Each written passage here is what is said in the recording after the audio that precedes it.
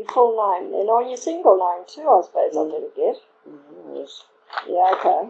Ariel, Rita. Pascoe. Yeah, you better give me, how do you spell it? Ariel. Ariel. Ariel who? What? Rita. Rita. Pascoe. Pascoe. And you came here with your parents, what? Yes. From where? From Broken Hill. I was born in Railway Town. Railway Town in Broken Hill. And what year would that have been that you were born? Month and year? 1897. You were born in 1897? Yes. And you came over here? Here when I was, I went to school when I was 6, 1892. So it'll be 1902, would it? Yes, 1902, that's right. Did you go straight to Boulder? Yes, straight to Boulder. Where did you live first? We lived where I was married from. We came to Boulder, and I remember this plane coming on. We came over on the old boat called the Gabo, and it took us over a week. How do we spell that? Gabo. Gabo. An old tub it was.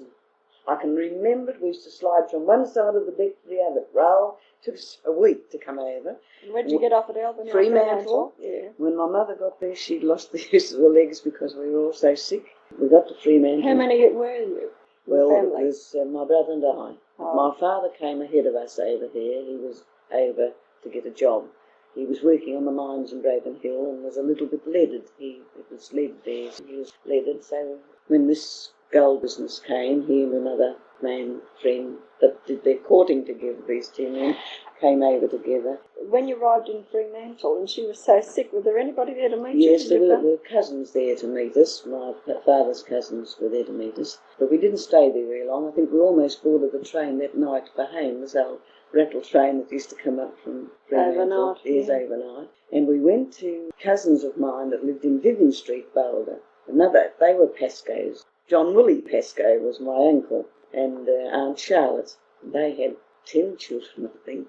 And we went there for breakfast, had our breakfast there off the train. And then I remember walking from Vivian Street down to South Boulder School, and we had to push the bushes away to walk through to our home. It was bush, and it was not all gum bushes. It were those bushes that open themselves out with bluebells on, these little clusters of bluebells. Look, I can see it. Yes. And it sounds to me as if in the springtime then. Yeah, well, I don't know. It probably would be. It wasn't hot anyhow. And we walked to this home. Of course, my brother and I I was only young, and he's only a few years older than I was. And father had been over, and he'd got this built home of Hessian, and it was 2 front rooms with a little kitchen business on the back and a veranda kind of thing. Yeah. And it was whitewashed Hessian, papered. It wasn't papered inside. It was just at that time, just the rafters. After we came and things were set, Mother was over here, it was lined and it was papered.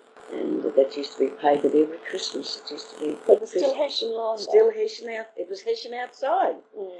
Father was just a miner. He was an underground miner, worked in the Horseshoe for 13 years on the machine until he had to get out, had a touch of silicosis. Took a business right opposite the South Boulder School. Took it with, had this place, moved their shop, and there was our place, and then there was a Caneens lived between. They were school teachers, and in Munyards had a place. There were 2 grocery shops almost, with one house between them. Of course, Father was a bit shaky whether he'd do anything there. He was a very popular family, very popular man. Anyhow, we started off with this tiny little shop with a few boxes of lollies that were put in the lounge, and just put so much in the window at a time, a few tins of something, and when I came home from school, very often I had to go around and deliver a tin of milk or a tin of salmon or a pound of butter to a customer, and it was tied on the handlebars because I couldn't ride or else a basket. Little mixed business. And it started. You rode on the bike, did you? Yes. On the man's bike too. But this was the little chores we both had to do to help. This was when you'd have been a teenager. Well, yes, I'd have been 10 or 11 then. Yes. Although if he was on the mine 13 years, you'd have been 17 then, so yes, well, I was at school. So he must have started. He must have started work early, yes, because I was at school. I didn't start music till I was 10 years of age, and I didn't start till we were living in South Boulder. And which did you tell me the street that you were in? Leviathan. 35 Leviathan Street. Right opposite the South Boulder School. And there wasn't any fence around the school at the time. No pickets, it was just rails, posts and rails. I had to wait. I couldn't go straight to school when I came over because there wasn't room. I had to wait for another room to be built. And there was too many children for the classrooms? Yes, too many children for the classrooms. Yes, well, it grew, and it grew. We had a very kind friend that loaned Father. My mother was really the one for the shop because Father wasn't well. He did have a touch of this, and he wasn't well. And Mother was the battler. Father used to do what he could until I got on my feet. And we had a very kind friend that said that we didn't know very well, and he came to Father and said, look, don't buy a horse and dray for a while till you see if you get on your feet, Frank. He said, don't buy it. He said, I've got a little light dray and a pony you can have a lend of to deliver once or twice a week when that was getting around together soon. And this kind friend was called Williams. They lived down by the drain in Arroyo Street. And we didn't know very much about them until then, just that very kind Indian Father is. So, of course, when Father got on his feet, he bought a little light drag, spring drag. This little shop they had, did he have to build it or did he buy it? No, it was shifted there from somewhere, moved from somewhere on there. Actually was a little shop. Yes, yes. And my brother lived next door. They were next door living. When they were married, we moved away and they had the house and the shop, my brother. And then this terrible strike came. We went off to Adelaide. You might remember the strikes these two when the mines came. And he couldn't stand for the customers like Father could have. See, Father had more money, I suppose. And we were in Adelaide just a few years and we had to come back again because of the strike. My brother couldn't carry on the business. Because you don't know about what year that would have been? Yes, I could tell you the year. That must have been about 19... Was it after the war? Yes. After the First War. About 1990. 1990. Would be around that time, but I could check on that. I know about that. So you came back, you were in Adelaide for a few years? Yes, we were in Adelaide for about 4 years. And my husband always said, promised my parents, when they got rid of the business, my brother took it over, they went over east to retire. They retired. And Jim always said to me, well, if I ever get sacked from the Lakeview and Star, we'll go to Adelaide. You didn't go back to Adelaide till you were married? No, I was married. I was having I had my first baby in Boulder. But Mother came back for the occasion, of course. And Father was very sick then. They didn't know what he had, but they found out afterwards that he had pyorrhea and it had gone through his system. His teeth were good, but he had pyorrhea, and Dr. Irwin discovered that. Father collapsed just before Cliff was born. They were stopping with us, and he collapsed and got Dr. Irwin, and he just pressed his gums and knew that he had pyorrhea, and it had gone right through his system. And he was as yellow as a Chinaman. And when he had it, he was not strong enough to have his teeth taken out altogether at once. He had to have 2 or 3, taken out at a time. And you could gradually see this yellow business going from his body, starting on his fingers until he became normal. But it was a bit late. Apparently it injured his health terribly. Now, that was when you were still fairly young, was it, or not? No, I was married. You were married? I was married then, because they came back to me for Cliff's birth. And Cliff's 56, 57. Well, anyway... So I think if I could chat with you today and I could check up on these little things that you feel are interesting. Well, what I was going to say, we've got to get back to your school days, really, in the little shop, because we've jumped a few years, Yes, well... you started to learn music when you were 10. When I was 10, I started to learn music, and I learned from Mrs. Phoenix. They lived in Vivian Street. And Mr. Phoenix was a great conductor. He did a lot of conducting with the Philharmonic choirs, and they came from Tasmania. And I was with Mrs. Phoenix until I got my ALCM with Mrs. Phoenix, and I was 14 years of age. Got my ALCM. What does that mean? That's Associate for the Royal College of Music, Associate for the London College of Music. And then she didn't seem to be able to take me any further. That was her standard that she felt that I wouldn't. So then I went to Rita Pickering. Who was it? Rita Pickering. Rita.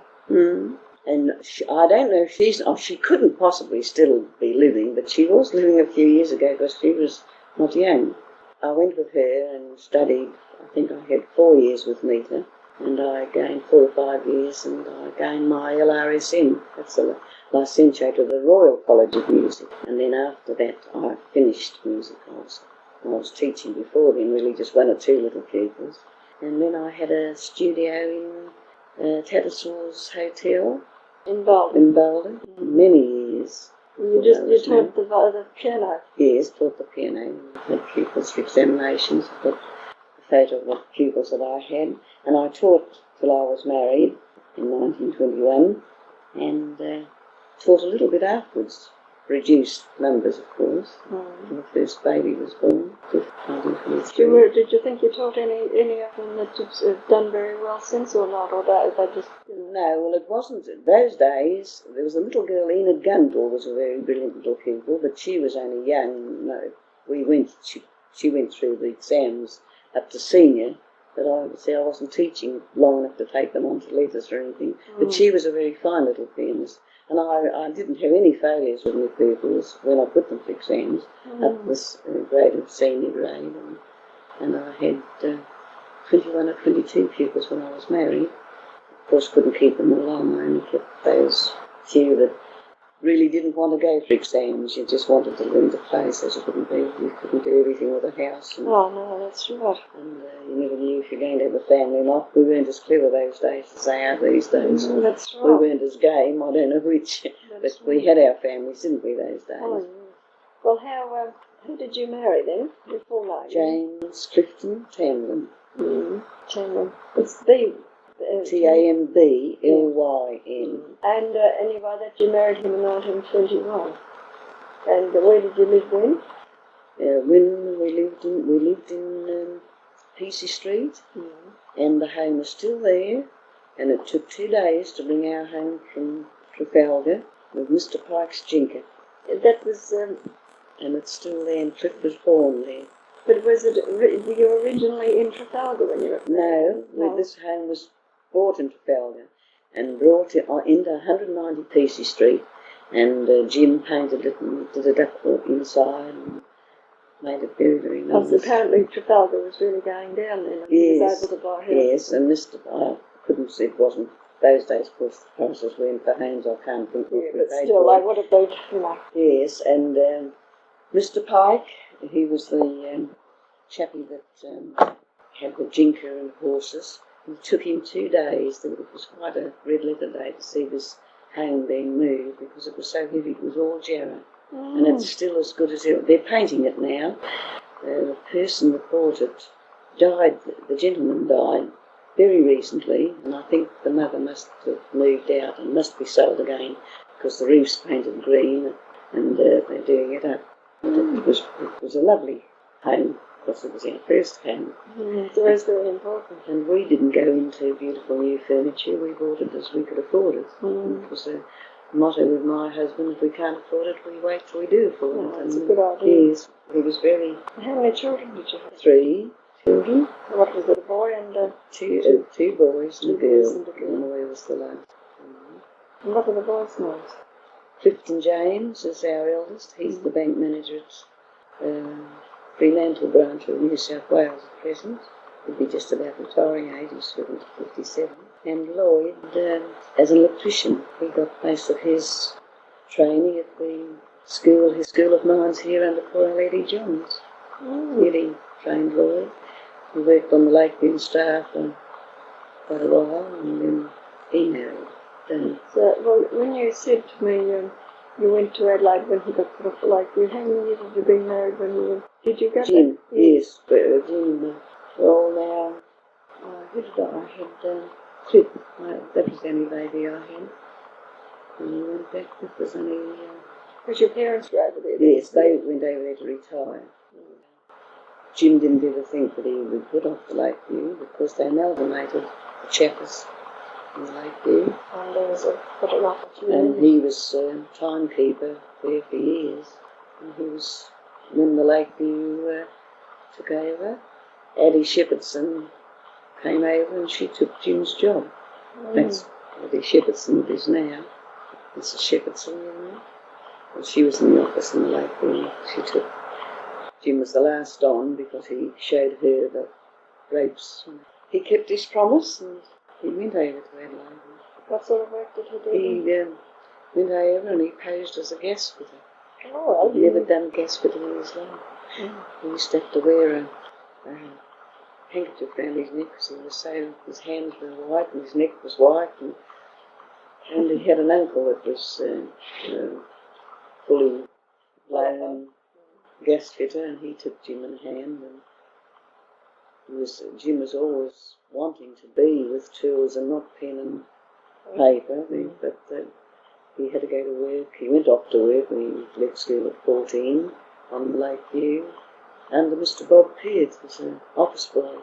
Their family was big and put them out to her in those days. But everybody did the same, you did, yes. And Jim always wanted to be with tools, but as he used to say, money was needed at home, and Mr. Peart was a good friend, and he got Jim in, and he worked there for years under Mr. Rosman and John Eade, and worked himself up, of course.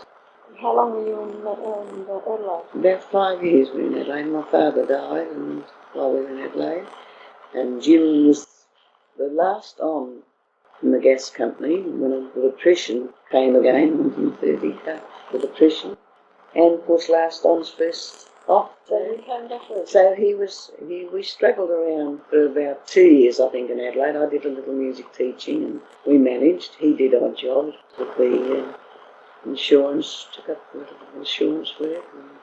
And there were special discs that were supposed to be put on all motor cars, little round discs that they were using those days, and he was employed at cutting these discs with a stamp machine for quite a while. What were those discs put on? I've just forgotten what they're for, but they all had to have, evidently it was a number. Or else it might have been to show they were licensed, or I wonder now. That's rather unusual. Yes, well, they were just little round aluminium discs. And he was on the stamp. I don't know where they were put on the cars even. But he was there for about, that's the longest job he had anyhow. When that petered out, they were writing, when he first went to Adelaide, if he hadn't gone so quickly, he could have been the town clerk of Boulder. The opportunity came, and I wrote and told him, and of course his parents would have liked him to come back naturally, his mother. But I wanted to go to my parents, I suppose, that's the way it was. But all the same, I did say, please yourself, because Jim made a promise he kept that was his manner. Depression really was on, and he was finished with his business with all the little odd jobs he'd seen. We weren't getting anywhere, and decided he came back, and he said, well, I'll go back and see if I can get something. And he did odd jobs. They were odd jobs too. He was doing all sorts of things. And anyhow, I came back and we rented a home down in Bird Street, still there. It was built for a newly married couple that weren't going into it just at the time, and we had it for a little while, thinking we were going back to Adelaide all the time, of course. Then it got a bit longer, so we rented another place in Clancy Street, opposite Goss's almost, but still there. They've had it done up. That's where Moya, she wasn't born there, but she was born at here, that way. Gossi Nangle is present. Oh, it was closed just after I left because there was a case of poisoning. Like peritonitis. So they closed the... They closed Caratan. Caratan? No, I don't know. 20 years. Caratan. How do you spell it? K-A-R-I-T-A-N-E. Oh, and you don't know who ran it? No, I can't remember who ran it. There'd have been quite a few private hospitals. Oh, yes, a lot, yes, there were. And for the first baby, when Cliff was born, I didn't go to a hospital. Nurse Cook came to the house, and Dr. Cook, and they used to come once or twice a day to fix you up and see what you were all right. Was it even I was born home? Yes, well, they had these nurses that went around those days. Yes, well, after we were here, I think 2 years, we thought, well, we'll never be going back in the settle into a permanent job, and that was the end of Adelaide, we thought. So we built our home in Boot Street. That's the one you're in That's now? the one we're in now. That's 45 years ago, or be more than that.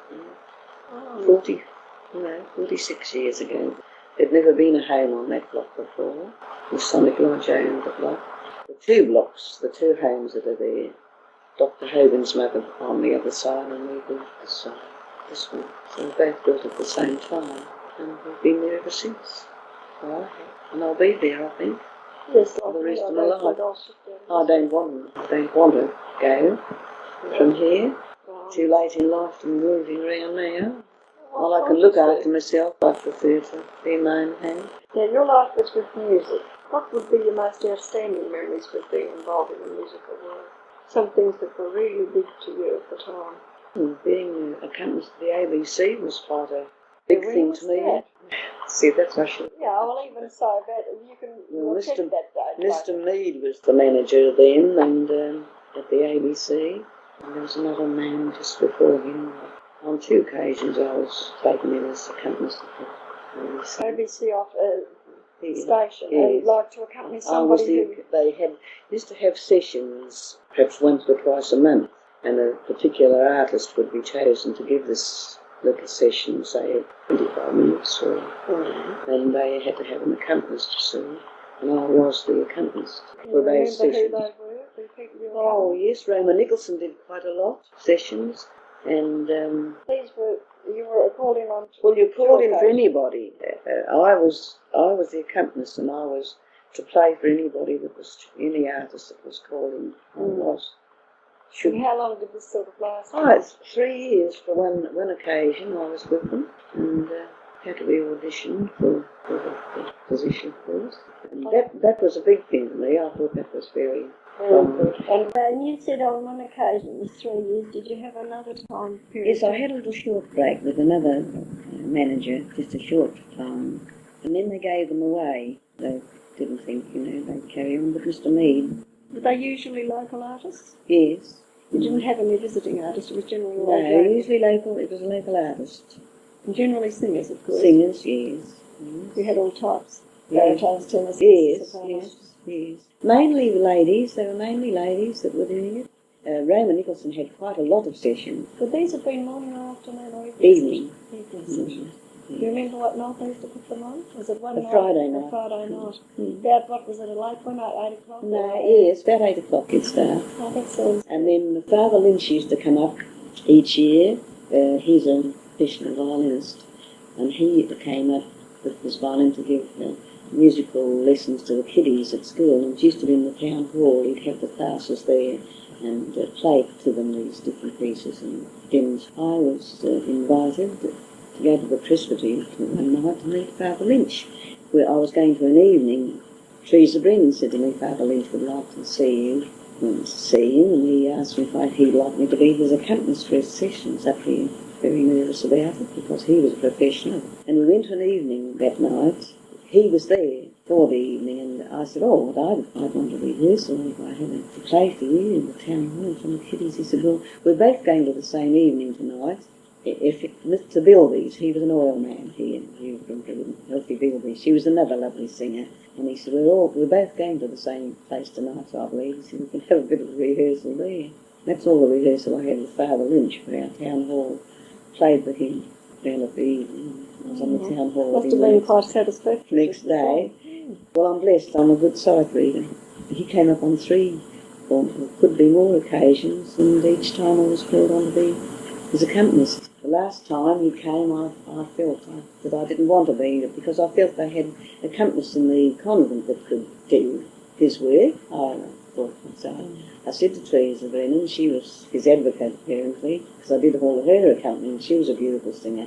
Did you say Teresa Brennan? Teresa Brennan, Mrs. Kyron Brennan's mother, daughter. Daughter, oh yes.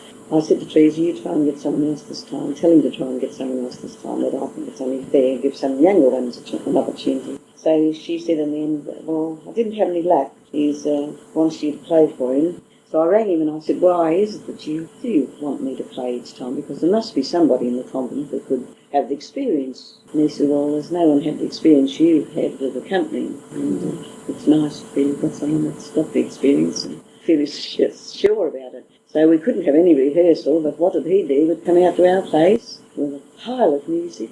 We had friends from the east at the time. My husband's cousins were over. And he just turned his back on the piano and put the music on the piano for me. And I think he played almost non-stop till midnight. That was our rehearsal for the next business. And I think he's died since. He went deaf, and I think recently he's passed away. And then in the First World War, you played for Yes. What happened with that one? Tell me that story. Well, there were about 800 Air Force chappies. That's the Second World War. That was the Second World War, No, yes. we'll That's get to not the the First World War. You were telling me about a general from France. No? Oh, yes, What General happened there? Poe. General Poe. Oh, I forgot about that. Yeah, P-O-E, was it? P-O-U. P-O-U. Yes. And what did Well, he visited the goldfields at the time, came out to the Boulder Town Hall. After visiting Kalgoorlie, he came to Boulder Town Hall, and I was elected to play the Marseillaise while he walked up the town hall to the stage and kissed my hand. Oh, that would have been lovely. I bet it was a real thrill for Yes, you. it was a thrill. Of course, got a lot of barracking saying, well, I don't suppose you'll ever wash your hand again. But it was quite a... Did he have his bright uniform on? Yes, red. I can remember the red around his... He had a cap, thick cap. And a blue, very bright blue uniform with a sash. Right across. Yes, he was. And very greyish, of course, his hair, or white. I've forgotten, I think he had a little moustache. I've almost forgotten that. But a thick-set chappie he was. So that was a thrill in Boulder Town Hall. Yes. And any others in those early years of meeting anybody very interesting? Well, even if you weren't involved, like playing for them, do you remember any other artists? Yes, Madam Melba came to Boulder Town Hall when I was about 16. I had my first evening frock for that concert, and I went with Reverend Mr. and Mrs. Otto Schrader. They were ministers at the William Street Church at the time, and she was a great musician. Mrs. Schrader was a marvellous little musician. She asked my mother if I could go with them to hear Madam Melba. And I had this beautiful blue crepe frock, evening frock. Did you buy it or make it or what? No, I had it made by a dressmaker. It had draped pockets on the side. You know how they used to drape the... It looked like pocket, but it wasn't, it was straight. I thought it was marvellous. Oh, I bet it was a wonderful night. It was a wonderful night. The town hall was packed. Was she the only artist? Yeah, she had a flautist with her. John Lemmone was a flautist. Can we just spell his name? Lemmone. Lemmone. Lemmone. We used to call him Lemon because I believe he was from a family in Boulder. Oh, they had the local person. No, he wasn't. He'd gone, but I believe in his boyhood days he belonged to this family or crashed with this family. We always used to call them Lemons then, but he was John Lemmone, beautiful flautist, and he accompanied her. But otherwise she was the only artist.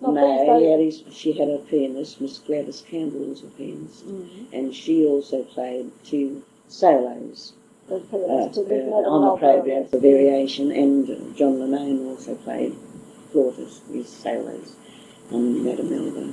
It was no interval program, it was just a program. Would it have been about a 2-hour program, do you think? It may have been, yes, about that, and the town hall was packed. Can you remember any of the songs she sang? Well, I remember she sang Home Sweet Home for her last song, and she's kind of stood with her train, this one, it swept around, she had a train, and Low Here the Gentle Dark, she sang. Did you find her voice really beautiful? Oh, beautiful, she was beautiful, yes, really beautiful. Now, there was a story, but I don't know if it was this particular time or another, that she stood out on the balcony and sang to a street of miners that were away. People couldn't get in. It wouldn't have been that period, would it? No, well, I can't remember that, but I think she only came once. Well, Look, I do remember there was a little incident. It could have been that. Yes. He said she sang. Yes, she did. Now she sang "Home Sweet Home" to a crowd, street of well, that's quite true. That's it. Yes, she did. Would it have been that evening? Well, she only came once. No, wasn't there. Unless No, it was because people were waiting outside and she might have after She the might have show. after the show. Is she made on If that? it was so packed and It was people packed, were it was packed. See, people could have been waiting outside the hall even to hear the voice. And it was 10 shillings to go. I thought that was terrible. Well, it would have been a lot then. Well, it would have been a lot, Usually of course. they were 3 shillings would be the good Yes, seating and there were no students' concessions those days, you know. That would have been quite a big price. Yes. Yes, well, of course, I was interested in the pianist and the flautist as well. And being with Mrs. Schrader, she was a real musician. It was marvellous. So, were you upstairs or downstairs? Downstairs, and about the 4th or 5th seat from the front. I can remember that. You got a good view of it then. And then on another occasion, Eileen Joyce came and played in the town hall. That's after she became famous, of course. Yes, she came back. I can't remember the year of that. I probably could find out from others that were there. But she came back and played in the Boulder Town Hall, and it was packed to the doors for her return. And her frocking was absolutely gorgeous. She had a different coloured frock for every piece she played. One that impressed me, from Beethoven's Moonlight Sonata, she had a beautiful pale blue flimsy material, Georgette or something, and it swept around the piano stool, you know, as she played. Beautiful. Yes, and she had a beautiful emerald green. Oh, she had all the colours. Every piece she played, she had a frock that toned in with them. She had to do a little bit of quick changing, and she in between times, yes. was it only her? Only her. And she just left the stage, and the next thing she came back. Yes, that was on her return. After she's only been back once, I think, hasn't she? I don't know. And you found her a good presentation, a good artist. Yes, she was. She was very. She'd changed from her girlhood way. She was a little sedate, and I don't think. Had you known her when she was young? Well, knew of her and mixed with her because she was in South Boulder. You see, she used to learn from a convent in South Boulder, and always a brilliant little pianist. And, some people do change when they yes, become famous. well, she had that air, a little bit, you know, the Superior air they get. sort of Yeah, air. superior. That's the word. She was. Probably she should have too. She was a professional then, wasn't she? World famous for it. Yes, and the concert, they arranged a concert to send her away. Gladys Campbell, or she was, Richards, had a lot to do with arranging a concert to send Eileen Joyce overseas. But, go and read them out then. Oh, it's only the dates of when I was born, and Railway Town, Broken Hill, and 5th for children's ages. When I was well, tell me them all. Read them out. Lloyd was born 1926, he's 53, 5th 1922, 57, and Moya 1934, she's 45. He had 48 years when Dad died. We just missed our 50th anniversary. He died in 1969. I went to the South Boulder School at 6 years of age, and then I've got a few, because these... The Vivian Street Church, you were married there, and it was pulled down, and that would have been the Depression years. Yes, the Cecil Depression Brown years. Sent it away. Yes, well, we were married in 21, isn't it? Married in 21. So it was last marriage. Yes, around that time it was pulled down. And, the Vivian Street Methodist Church. Methodist Church. And I went to that church when I was 5 years of age under John Eade. That's Mr. Eade's father. Yeah.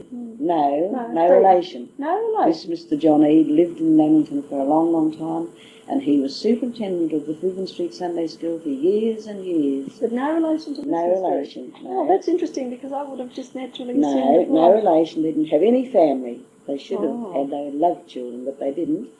She was a very lovely person, but never mixed very much. She didn't like mixing like John, but John used to come out on the tram from Lamington to Vivian Street Sunday School at 2 o'clock every Sunday and conduct the Sunday School. He was at my wedding. He proposed the toast of the bride and bridegroom at our wedding. We were both, Jim was secretary of the Sunday School, and I was pianist, organist and all sorts. When we were married from the church. He proposed the toast of the bride and bridegroom at our wedding, and he also came back and proposed the toast for our silver wedding. Oh, lovely. He'd gone away in the meantime. Now this Mr. Bartle, what's his first name? Tommy. Tommy Bartle. Yes. He was, what did he play there?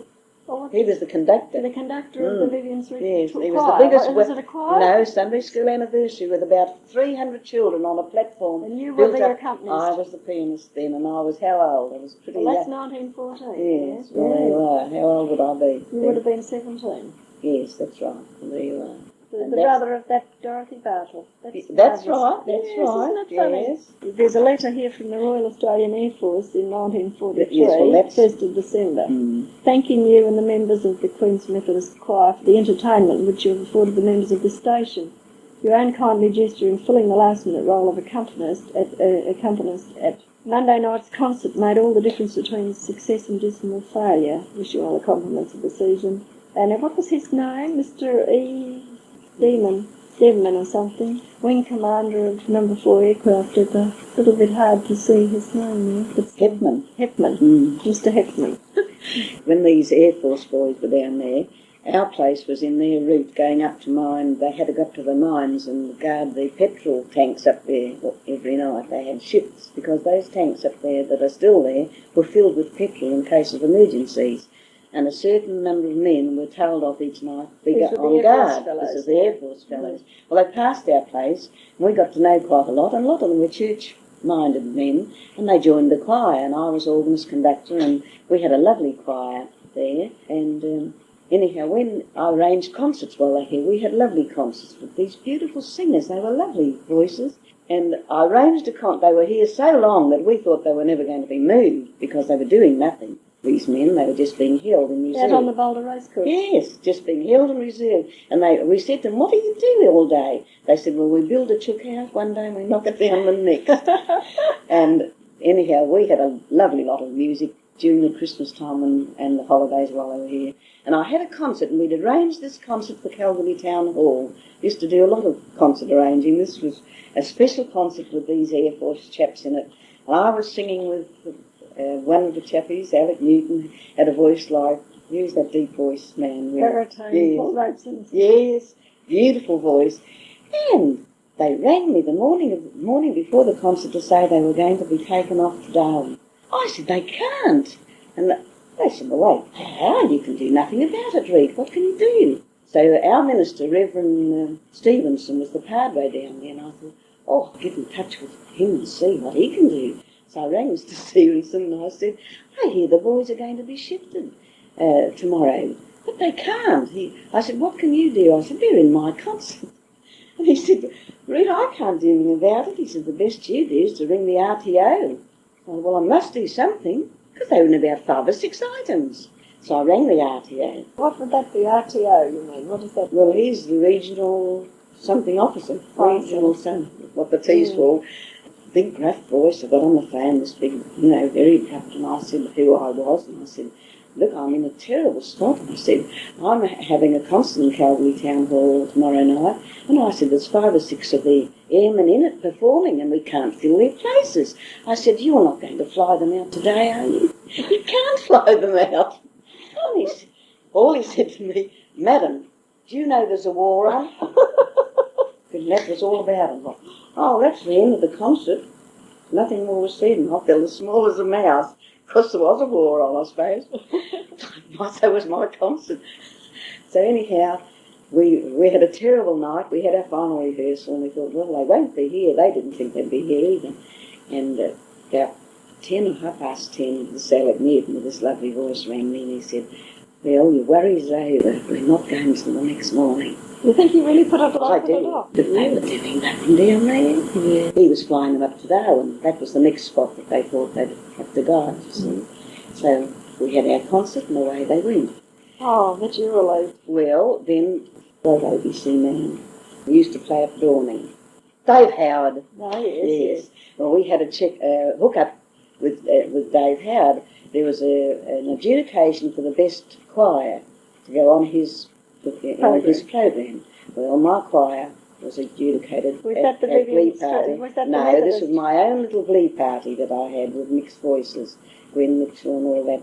What was it called? It called Queen's Glee Party. Oh, yeah. And we won the competition, so we were on the hook-up with Dave Howard. I was the accompanist for the whole show. Roman Nicholson was the special artist. And this hook-up went all over Australia. with Dave Howard being our compere. And the boys were sent up to Darwin, and of course they got our program as fresh and as clear as could be. They were up there by then. They're lovely. Yes. And that was a red letter day for me, to be an accompanist for Dave Howard's hookup, national hookup. Were you in the Kalgoorlie Town Hall? Kalgoorlie Town Hall, you did it. Was there an audience or did Yes, packed audience.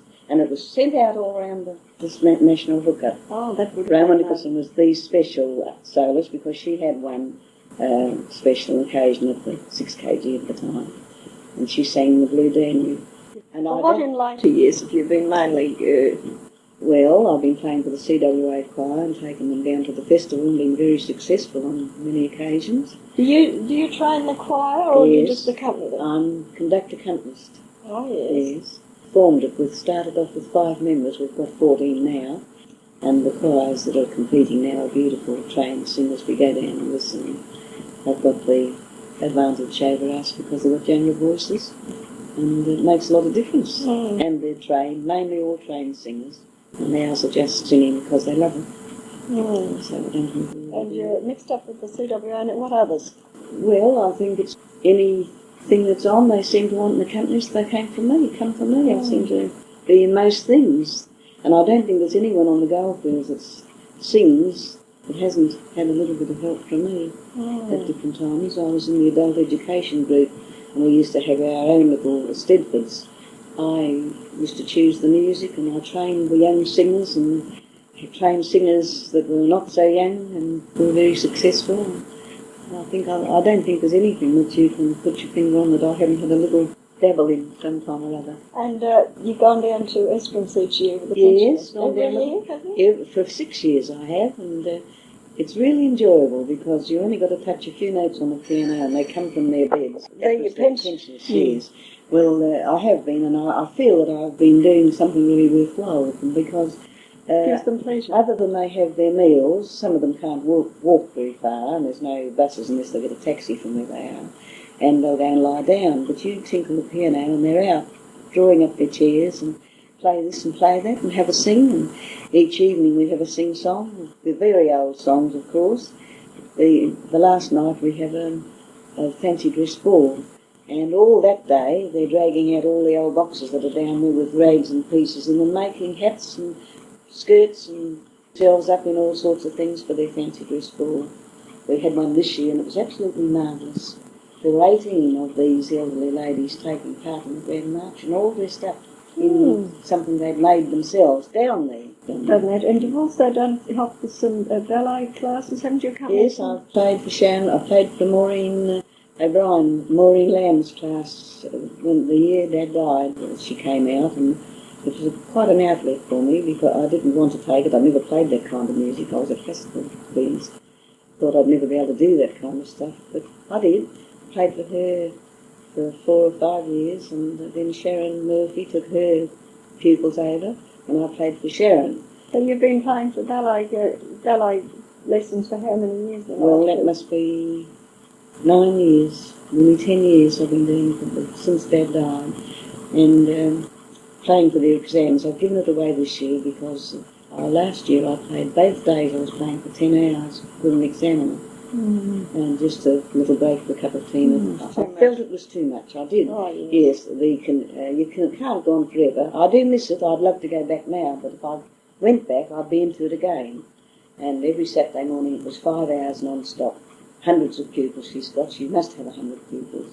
And then again Monday nights. And I thought it was just getting a bit heavy. You're doing anything? You're not doing anything regularly now. Only with your CWA Only with choir. the CWA. Well, Sharon's been at me. Well, I come over and help. She's got a little pianist, but very inexperienced. So was I when I went first. So I may go over just occasionally and give them a little hand. And I think she's hinting that I might be exam pianist, but we'll see about that. I'm just not taking anything on that's going to bring doctors told me my blood pressure was alarmingly high before I went to Esperance. They didn't know where to let me go, so I thought I'd better be a bit sensible. I didn't think it was. I didn't feel that I was. And another thing I was going to ask you, how many years were the Air Force men in Boulder? How long were they? They must have been there for a year, or was it that long? Oh, no. They were there over 2 years. Were they down on the Boulder race course? 800 of them. 800 of them? Good heavens, I bet you Boulder and Kalgoorlie was a bit lively then. Yes, while they were down there, the church folk, ladies, guild, arranged a little coffee shop for them in the morning. We manned it and took it. Well, where was the coffee that shop was, held? where the bus stand is now, there was a hall, RSL Hall. The bus stand down near the... in Boulder, opposite the hotel, Tats Hotel. Oh, yes, yes. Behind the New South Wales Bank, along there was the RSL Hall then. And we had tables and chairs, but look, it was silly because they didn't want anything like that. They were having plenty of food and doing nothing, but they liked books. They'd come down and have a talk and a read and a nice cup of coffee and homemade scones, and we did that for quite a long time until we felt that they didn't want it. And they felt it too. But they were really a benefit to the town. They were good singers and they were good scouts. And it was where they used to send the jeep to you for. You just say what happened then, because there was 800. You better talk about how you went out of the Air Force. All the men at the Air Force. 800 men, and they had concert parties down there, arranged concerts, and very often didn't have a pianist. So I'd get a little tingle and ask if I was available, and they'd send the jeep up. And they'd send the jeep and away I'd go. And we had some lovely nights down there. Yes, and then we had some marvellous concert at the Boulder Town Hall, presented by Mabel Quest, the stars, some wonderful stars, came and gave most beautiful concerts with good music. Joan Sutherland was one of our artists. June Bronhill, the girl Nisbet. Beautiful artists, and they used to come alternately, Kalgoorlie and Boulder, and I was on the committee for that. That was during Lloyd Lawson's time when he was at 6kg. I had a terrible feeling one night when the Mabel Crest pianist was supposed to have a very bad migraine headache, and the concert couldn't go on in Boulder because she was not able to come up. And Lloyd Lawson came out with the manager to see if I would be willing to be accompanist for the show. A marvellous show like that. I've never had such a dreadful feeling in my life, but I got talked into going. I believe when the pianist heard that there was another accompanist going to help them out, her migraine got better, and out she came. And it appeared that it wasn't. They'd had a little tiff, and she was going to dump the concert party. I'm glad she did come out, because I think they'd have been dumped playing all those marvellous things that they sang at first sight. It would have been really impossible for some of them, because they'd practiced ages with the accompanist. And anyhow, I did the trick, and it relieved me, and I bet it relieved them too. Was that been in the 1950s? 1945. 45. And when you said you're on the committee, was it sort of doing a local arrangement? Yes. The Boulder had a committee to welcome their artists when they came out, and Kalgoorlie. It was an organisation formed especially to do this with the musical people. I know on one occasion I had to stand up and make the welcoming speech to them. I was very nervous, but I apparently did a very good job, because one of the men that was in Parliament at the time came up and said, well, we missed out, we should have had you in our party. So I must have done a good job in the little speech. But they really were a marvellous organisation. That went on for about 4 years or more. We were very sorry when they were stopped from coming. Then we used to have Patrick O'Hagan. He came up regularly. Do you remember Patrick O'Hagan? Most glorious Irish tenor. And he filled both town halls when he came. He used to give a concert in the town halls, and they were filled. He drew the crowd.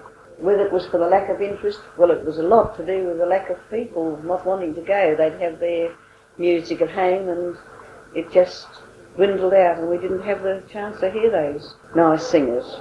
Kalgoorlie and Boulder were very lucky. They had a lot of pianists that used to come, just be sent up by the adult education group and perform in the Kalgoorlie Town Hall mainly, because I suppose it was central, it was the thing, and we didn't always get them out in Boulder, but we did get the Mabel Quest stars.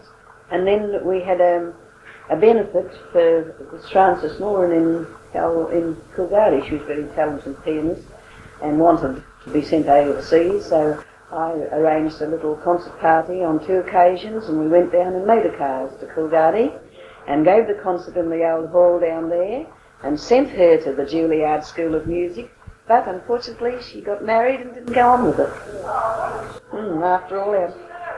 Overseas, married, and we didn't hear any more about her.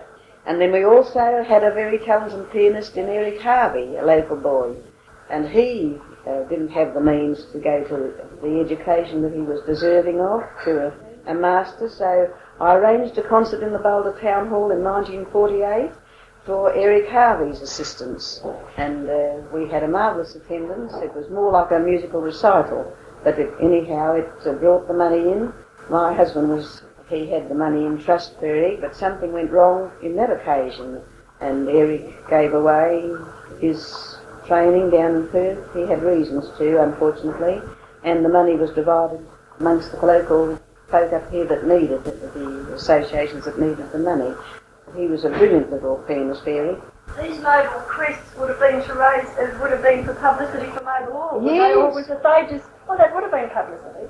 And to raise money for, like, to well, they'd have the money, yes, and they were treated like kings, really. There was always a lovely supper and, arranged for them, and they were really artists. They were not second-handers, they were real artists. And then the best artist on the concert was chosen, and she'd be sent overseas.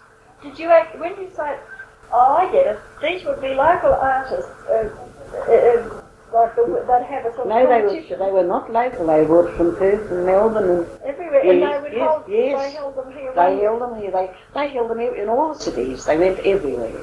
And there was this choice of the best artist, and Joan Sutherland was the one chosen, and the girl Broomhill from Broken Hill was another one that got it, and MacDonald, the beautiful tenor singer, he got it. And they are given a choice to go overseas then to be trained. So when they came here, this was still a competition, didn't it? Yes. Did they have like you said, Joan Sutherland, they would not have, would they have an artist with them at the time, or was it just... The party of about 6 artists would come. They would be and they'd be the artists. They would be the crest artists. Yes, so. yes. Like yes. Crest 79 and yes, that on that. Yes, just like you see on the television, yes. all that quest, and then they'd be chosen. But did they have a professional artist with them as a sort of an attraction or not? They were all not? professional. By this time? Yes. See, they were all to the professional stage. They were beautiful. They had a lot of training. And did Mabel send them overseas? Send them overseas. But that was really wonderful. We enjoyed a lovely lot of music there. It was such good music. Well, I did not keep you. I'll continue in my next. Well, you can go. Yes. The adult education group, I mentioned that, where we had... Well, that was like a competition, a Stedford, by local artists, run by the adult education group here. We had a marvellous adult education group here. Sid Smith was our secretary. Each year we had a little festival, musical festival, for these local children, and had all piano solos for under 12 or under 10, and also violin and singing for the different groups, and we had an independent adjudicator. Mr. Leckley came up one year and was adjudicator. Campbell Egan came another year, or twice Campbell Egan came up, and he adjudicated. We had the adjudicator come. Well, now that would be about 1956.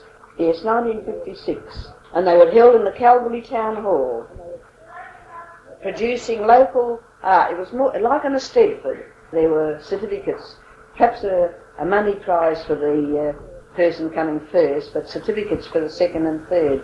I trained quite a number of singers to go in for this, and was very successful. Oh, no, it must have been for 4 years at least we had those, until there was a little break in something and our organisation broke down, and we didn't do it. And then Hayden Freeman had a lovely string ensemble here that he used to conduct, and I was pianist for that group very often. He had a marvellous string ensemble here. Hayden, would you remember that? I don't remember I know him, but I didn't know. Yes, well, he had a lovely string ensemble here. And Dorothy O'Neill had a smaller one after Hayden went. She had a smaller one. The musicians just went away, and the younger ones didn't go in for it. Do you think it was a radio? Do you think that Yes, started I the think breakup? I do. Radio And then the television. Yes, I do. Yes, that started the breakup of and all these. it's affected everything. If you have a nice concert, if it's televised, the people won't come to the concert. That's why we lost the symphony orchestra. That used to come to Boulder one year, Kalgoorlie next year. But through the people not patronising it, we lost it. Well, now thank goodness it's back again. But now it's back again. Because this Mr. Measham, he almost said, he was a conductor, and he almost said if you didn't have a town hall full, he wouldn't come. And I don't blame him. They gave a lot of... Well, this year was most successful, and he's a marvellous conductor. And I think in a strange way the television helped that, because people saw him on television on different things, and then they wanted to see him and him. They really admire him. He's marvellous. Yes. He just swings into the conductorship, no antics, you know, and he gets it all out with a twinkle of his finger. He's marvellous. And his orchestra this year was marvellous. He had a full orchestra. Yes, I went to it. Did you? Yes, it was lovely. But I feel that the music scene has changed terribly, I think it's since radio, as you say. See, in the early years, everybody used to learn some instrument. Yes, and practice you can't now. Children, I've got a little pupil, just the one pupil that I kept on now, she's a friend's child, and you can't get her to practice, and she's talented. She's a gifted little kiddie, but she'd rather sit and watch. And they're not like my mother and father used to be. I used to be made to practice, so I wasn't allowed to go out to play. Thank goodness they did make me do it, or I wouldn't have got anywhere either. But they don't these days. The parents are not interested. Not a bit interested. It's very difficult. It is difficult, yes. Difficult world. Yes. And then Dottie Saunders, you know Dorothy Saunders, do you? But she's very interested in the Wheels on Meals and I may see her, Church but of I England don't know Church her, Girl. really. And Mrs. Hobson, they produced the Magic Carpet in 1967, and I was pianist for them. Mrs. Hobson wrote the play part, and was produced in the Kalgoorlie Town Hall, and it was marvellous. It was 2 nights it ran, and it was packed. And I was called in to be pianist for that. The proceeds totaled $300, the benefit $800, the benefit to Save the Children Fund. Oh, very good. Isn't it marvellous? Yes. So you've really done a lot to help charities. Yes, well I was amongst the first drivers for Meals on Wheels. They were calling for drivers, didn't have drivers. So do you still do that? I did it for nearly 3 years, till some dear old soul said you should have your meals brought to you. So I thought I'd better give it away. Well, they had other drivers then, but I was helping them out, you see. Poor old thing, she didn't mean anything, but I thought, well, perhaps it's time too. So I was driving for them for nearly 3 years. So that's another one of your interests. Yes. Music, and what else have you been involved in? Well, the paraplegics at Lorna Mitchell School, I used to go and play for them, just through the year at times, and give them a little sing-song, and take the choir, our CWA choirs, to take concerts over there. Yeah, the slow learners. And have a concert over there of a night for the paraplegics, and they'd come out in their chairs, and the CWA choir would entertain them. Done that lots of times. That's really just Lorna Mitchell's class. Yes, yes. I help with the Pensioners Lodge. Well, it's a full life. Yes. Oh, and of course for the Christmas carols and functions, I'm always in this Little Sisters candles, like carols by candlelight. I usually have a hand in that. And we go to Little Sisters and entertain. Once our Ladies Guild is going over next month, to give them a little program from the Church Guild. I think that's all. You're not rusting out, are you? No, and I helped to organise a concert and sale of work for the CWA Boulder for the benefit of the cancer field. And that was in 1974, and we raised $300 just at our own little hall with concert afternoons and a few little raffles and Dutch auctions and so forth. This is Norma King quite a long time later, probably about 20 years. Rita died about a year or two after I interviewed her. She died on September the 19th, 1980, and I'm quoting a little bit out of an article I wrote about her on February the 19th, 1981 in the Kalgoorlie Miner. The Lieutenant Governor at Government House Perth sent her a personal and confidential letter dated November the 17th, 1980, which said, "I'm very glad to tell you that your name was recently submitted to Her Majesty the Queen for the award of the British Empire Medal, BEM, in the Queen's New Year's Honours List, which will be promulgated on 31st of September 1980. Her Majesty has informally approved this submission but in accordance with usual practice, I am required to inquire whether you are willing to accept the award. I need hardly say that this is an honour not lightly bestowed, and in recognition of your work for the community. Although I am sure you will wish to accept it and will regard it as an honour, I must ask you to confirm this before it is formally gazetted. I am sure you will understand the need for this to be treated as strictly confidential and not for discussion before the formal announcement. Would you please be good enough to write to me by the 24th of November, as time is very short. Mrs. Rita's son Clifton informed Government House of his mother's death and received a letter offering sympathy and advising that it was not possible to proceed with the award posthumously. She didn't know that she had received this honour. And I'm very sorry about the scrappy interview, but if you'll realise it was for notes for me, and I was very busy. I think I had to get lunch for my husband or something, or somebody coming home that I had to keep going for. Sorry about that.